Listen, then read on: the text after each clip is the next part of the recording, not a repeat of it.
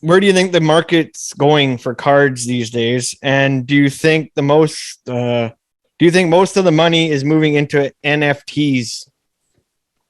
No, I think they're totally different. I think the sports card scene still has tremendous room for growth. And that's why you're seeing companies like Fanatics, so aggressively come in and scoop up these licensing. I think we're still very early on it. I think, people will look at the market, and we saw such drastic climbs last year that they expect that to be normal and get frustrated when it's not. But in any market, you're going to see ups and downs. And I think that we're still so early on, because there's a lot of people that are circling on the outside and starting to see it and just now coming into it. And like myself, really getting aggressive with it once COVID started, since I wasn't going to a lot of these games, which is what kind of made me start really talking and aggressively kind of, getting in this, I guess, promoting myself in that scene. I realized that there was just not a lot of great content from like this type of culture, right? Like there's the old school collectors and stuff, but there was a whole new generation that didn't really have a voice for it. And that's where I kind of jumped in. And, the great thing when I drop my cards, and the thing that I get most excited about is when somebody comes up to me and is like, man, this is my first card purchase. This was the first thing that I bought. Like, it really feels good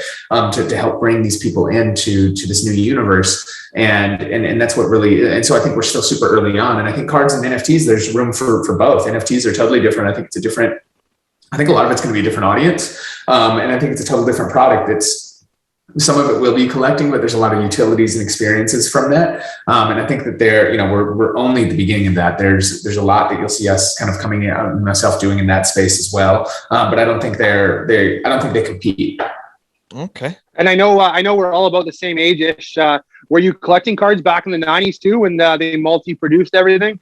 It was my first business. It was cards when I was 8 years old, right? Like I used to sell them there. So I've been doing cards longer than I've been doing music.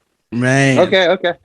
So yeah, that's the thing, is like I feel like cards are back to that 90s level, but they're not overproducing right now, which is nice. Yeah. I think that there's just so much opportunity coming in. And that's what I love is like doing these art cards and these old new styles and doing things like combining Pokemon with Post Malone. All mine have been with music, but it's been really, really fun. Yeah. I honestly have no idea what you're doing with these cards. Can you explain it to me? That like, I'm a sports card collector, sure. Autograph collector, sure. But I don't understand what you're doing with the wrappers and putting it into a card.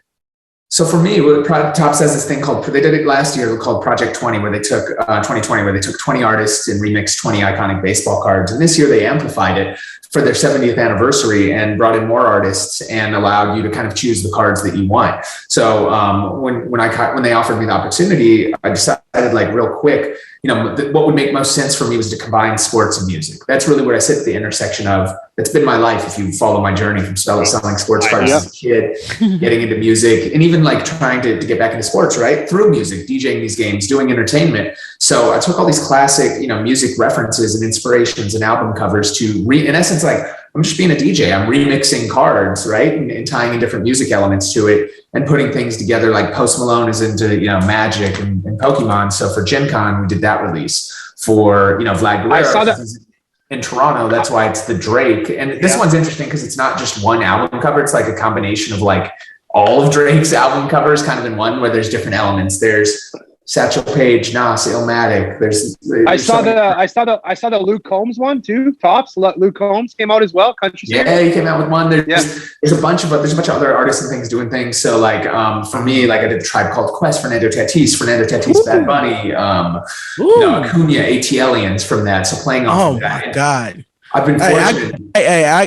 As a outcast, have a card like that. That's got to be dope, because I got a vinyl of Aquemini right on my wall. You know what I'm saying? So go check them out. You can see them all on DJSkee.com. Like the cards come out crazy. I mean, I'm having so much fun and putting in so much work and effort to this. I mean, the results have been crazy. I mean, you're seeing like, it's nuts. Like the Ohtani card that I did, we did a signed graded PSA 10 one, and it's a $20 card with my signature on it. They're selling for, one of them sold for over $7,000, which is just, insane watching the market. We did a free card with eBay at the National that's themed off Kanye album covers. The variation one of that for a free card was selling for over $2,000 consistently. So it's just like crazy watching this market grow, and just, I'm humbled to just see the reaction and to see the demand for these products, which is, it's a dream come true. It's really an incredible project for me. Well, once again, I was going to say, you just said Kanye. You actually worked with Kanye and Drake. What do you think about like the Certified Lover Boy and Donda right about now? Yeah, I like Drake's album better overall. I think Kanye sonically on a couple of the records might have been a little better, but I think for consistency, I'm definitely riding with I think Drake project right now. Yeah. Canadian boy, baby, Canadian boy. Right. Because I ain't gonna lie. I'm outnumbered. I can't say anything else. There's two Canadians and one one from the US in here. So two Canadians and two Americans. Exactly. Right. I don't want to get beat up. So no, shoot. No. So we got you there, DJ Skee. Right. And speaking of that, man, because you had Kanye on the tape, right? So how was it working with Kanye? And Kanye has always been Kanye, right? Like he's, what people say, like, what was he like? Was he always like this? And it's like, he was always bold. What fame does and what money does is just amplifies it. Cause then other people around you can't tell you lose limits and rules because you can do whatever you want, right? Like if Kanye first started off, he was trying to get in and people weren't taking it serious and stuff. So he was vocal and still the same person. But now that he's got, billions of dollars and all the power in the world and can do whatever he wants. Now it's just, there's no stopping. Nobody can tell him no, and he doesn't have anything to care about and slow down. So, fame just kind of amplifies who you are a lot of times. You still tight with Game? Game will always be tight. Like for given our work going up and everything that we've done, like, of course, that's not going anywhere. Even if we haven't worked on anything in a minute, like we could get in the studio tomorrow and make something magic happen. That was an alley. I'm about to say he got to be a real ass nigga. Prince, you got to be a real ass. Oh, go ahead, Prince. That was an alley oop question. That was an alley oop question. I needed to alley oop it. Got you. The alley oop question is: do you got enough power to, no pun intended, to get Game and 50 album happening?